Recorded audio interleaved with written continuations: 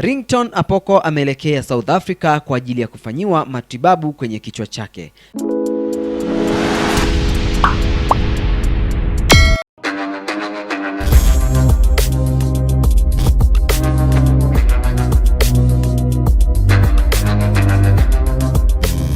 Mambo vipi? Karibuni tena, hapa ni Swift Media.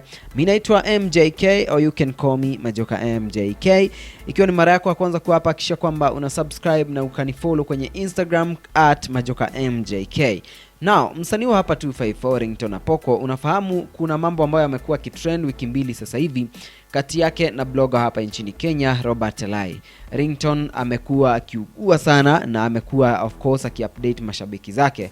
Na kuna interview ambayo tulifanya naye siku ya kesi yake na Robert Lai, na Ringtone akasema kwamba inabidi aende South Africa kwa ajili ya kufanyiwa matibabu zaidi na kufanyiwa pia head scan, kwa sababu Robert Lai alimgonga na rungu kwenye kichwa chake na hawezi hata akainua kichwa au akasimama kwa muda mrefu kwa sababu anaumia sana. Sasa Ringtone siku ya leo ameshare picha mbili katika official Instagram yake, picha ambazo zilikuwa zinamuonyesha akiwa pale airport, sijaelewa ni JKA au ni Wilson Airport, na kuambatanisha na caption ambayo inasema South Africa for treatment, pray for me please. Hiyo ni post ya kwanza ambayo aliyoishare, lakini zaidi ya hapo tena akashare post nyingine ambayo ilikuwa inamuonyesha bado akiwa pale akisubiri kwa ajili ya kufanywa verification na vitu kama hivyo, na akambatanisha na caption ambayo inasema breaking news, prayers are needed for you for your favorite gospel singer headed